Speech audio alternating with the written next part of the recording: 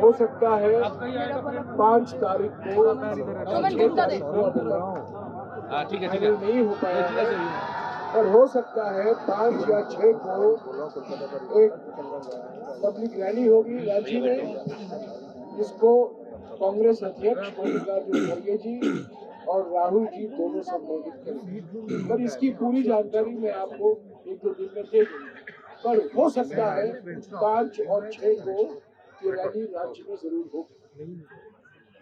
मैं 1-2 बात भारत जोड़ो न्याय यात्रा के बारे में कहना चाहता हूँ। राहुल जी ने बार बार कहा है कि भारत जोड़ो न्याय यात्रा हमारे संविधान के प्रस्तावना से प्रेरणा लेता है। हमारे संविधान के प्रस्तावना का पहला लाइन है सामाजिक, आर्थिक और राजनीतिक न्याय, और जो पिछले 10 साल में अन्याय काल हमें भुगतना पड़ा है, 140 करोड़ भारतवासियों को भुगतना पड़ा है, और जिससे छुटकारा हमें मिलना है। प्रधानमंत्री तो अमृत काल की सुनहरी सपने दिखाते हैं सब लोगों को, पर हकीकत ये है कि अन्याय काल पिछले 10 साल का है, 2014 से लेकर 2024 तक। और राहुल जी ने गुवाहाटी के अपने प्रेस वार्ता में 5 न्याय गिनाए थे, जिसके आधार पर भारत जोड़ो न्याय यात्रा निकाला गया। नारी न्याय, युवा न्याय, किसान न्याय, श्रमिक न्याय और भागीदारी न्याय। और भागीदारी न्याय को लेकर आज सुबह किशनगंज में राहुल जी ने कुछ बात की है कि पहला कदम भागीदारी न्याय के लिए सामाजिक आर्थिक जाति जनगणना है। तो ये 5 न्याय कार्यक्रम है। और नारी न्याय में हम क्या करने वाले हैं, युवा न्याय के लिए हम क्या करने वाले हैं, श्रमिक न्याय के लिए हम क्या करने वाले हैं, किसान न्याय के लिए हम क्या करने वाले हैं, और भागीदारी न्याय को लेकर हम कैसे गारंटी देंगे, किस तरह की गारंटी देंगे, वो अगले 2-3 हफ्तों में अपने भाषणों में राहुल जी इसका जिक्र करते रहेंगे। पर ये 5 न्याय भारत जोड़ो न्याय यात्रा का एजेंडा है। पश्चिम बंगाल में हम शुरुआत 14 तारीख को हुआ था। मणिपुर, नागालैंड, अरुणाचल प्रदेश, असम, मेघालय, 12 दिन हम उत्तर पूर्वी राज्यों में रहे, और सब जगह हमें भरपूर स्वागत मिला, और हमें मैक्सिमम पब्लिसिटी, मैक्सिमम प्रचार हमको मिला असम में। और हमें असम के मुख्यमंत्री को शुक्रिया अदा करना है कि उन्होंने खूब प्रयास सुबह से लेकर शाम तक हमने पब्लिसिटी देने की। ऐसे तो लोग आए, सभी लोग आए, समाज के हर वर्ग आए राहुल जी का स्वागत करने के लिए, पर जो भारी पब्लिसिटी मिला है हमें, वो असम के मुख्यमंत्री को हमें बधाई देना है। उसके बाद हम पश्चिम बंगाल में आए। पश्चिम बंगाल में कूच बिहार, जलपाईगुड़ी, अलीपुरद्वार, जलपाईगुड़ी और सिलीगुड़ी और दार्जिलिंग, ये 4 जिले हमने कवर किया है। जलपाईगुड़ी में कल और सिलीगुड़ी में तो उत्साहजनक स्वागत मिला है राहुल जी को। भारत जोड़ो न्याय यात्रा को मैं समझता हूँ कभी देखने को पहले नहीं मिला। हमारे जो टीएमसी के दोस्त हैं जलपाईगुड़ी में और सिलीगुड़ी में, हमारे पोस्टर निकाले, हमारे पोस्टर फाड़े, हमारे कार्यकर्ता बड़े नाराज हो गए, बड़े उत्तेजित हो गए, मुझे उनको शांत करना पड़ा। पर टीएमसी के प्रयासों के बावजूद जलपाईगुड़ी और सिलीगुड़ी में भी हमें भरपूर स्वागत मिला, और हम उम्मीद करते हैं कि ऐसा ही स्वागत मालदा, मुर्शिदाबाद और बीकानेर में भी मिलेगा, क्योंकि कोई शक्ति भारत जोड़ो न्याय यात्रा को रोक नहीं सकती।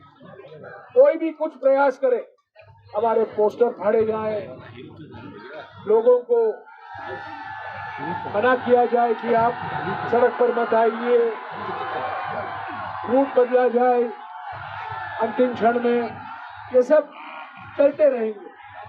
पर भारत जोड़ो यात्रा पीछे हटने वाला नहीं है और जनता भारत जोड़ो न्याय यात्रा और खास तौर से राहुल जी को भरपूर स्वागत देगा। ये प्रधानमंत्री 2011 की जाति जनगणना, सामाजिक आर्थिक जनगणना जो मनमोहन सिंह जी सरकार के समय में किया गया था 2011 में, उसके नतीजे प्रकाशित नहीं किए गए, जाति नतीजे।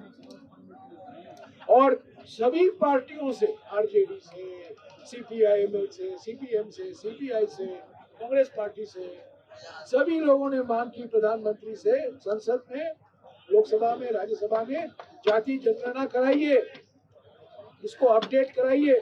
जो 2011 में किया गया था अभी 2023 या 24 में कराइए। वो चुप्पी नहीं तोड़े, उन्होंने कहा नहीं हम नहीं करेंगे।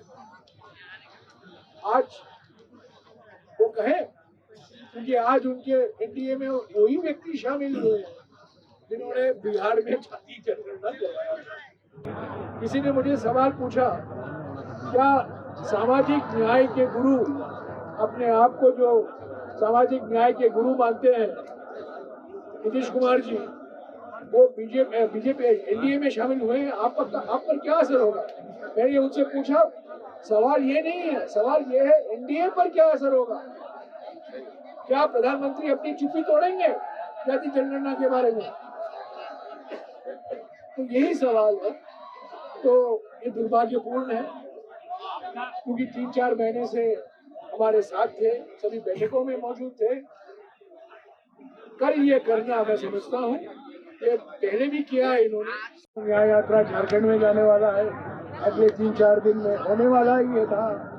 हमने बार बार कहा है, संसद के अंदर, संसद के बाहर, मोदी सरकार के 2 भाई ईडी और सीबीआई होना ही था। ये वास्तविक है, इसमें कोई बड़ी बात नहीं है। नरेंद्र मोदी जी प्रधानमंत्री प्रतिशोध की राजनीति करते हैं। ये प्रतिशोध की राजनीति का प्रतीक है। ये अपने राजनीतिक विरोधियों के ऊपर ईडी, सीबीआई, इनकम टैक्स छोड़ देते हैं और जिनके पीछे छोड़ना चाहिए उनको अपने वॉशिंग मशीन में डाल देते हैं और वो साफ सुथरे निकलते हैं। और इसका एक मिसाल असम के मुख्यमंत्री है। तो इससे ये होना ही था। ये सब झारखंड के मुख्यमंत्री को भी परेशानी करने की कोशिश की जाएगी, क्योंकि हम अगले 3-4 दिन में झारखंड में प्रवेश होंगे और रांची में एक बड़ा रैली भी होगा। तो ये वास्तविक है, पर हम डरे नहीं हैं, हमारे गठबंधन के नेता डरे नहीं हैं। हम एकजुट होकर इस ईडीआई और सीबीआई से सहारा लेने वाली सरकार के खिलाफ हम लड़ते रहे। जो प्रॉब्लम हुए थे यहाँ पश्चिम बंगाल में, थोड़े छोटे मोटे प्रॉब्लम हुए, हमारे पोस्टर फाड़े गए, कुछ लोगों को मना किया गया मत जाओ, ये सब हुआ। पर मैं उस पर ज्यादा टिप्पणी नहीं करूंगा। तो फायदा किसका हो रहा है, नुकसान किसका क्या हो रहा है? एक मिनट, क्योंकि ममता जी ने साफ कह दिया कि हाँ मैं 42 सीटें लड़ूंगी, पर मैं इंडिया गठबंधन का एक हिस्सा हूँ और मैं इंडिया गठबंधन को मजबूत मैं जरूर करूँगी। तो उसी भावना के साथ मैं ज्यादा कुछ नहीं कहूँगा। पश्चिम बंगाल में सिर्फ मैं कहूँगा कि सिलीगुड़ी और जलपाईगुड़ी में हमें भरपूर स्वागत मिला है और हमारे संगठन में एक नई ऊर्जा और एक नई ताकत है। प्रभातखबर.com, विश्वास वही, रफ्तार नहीं।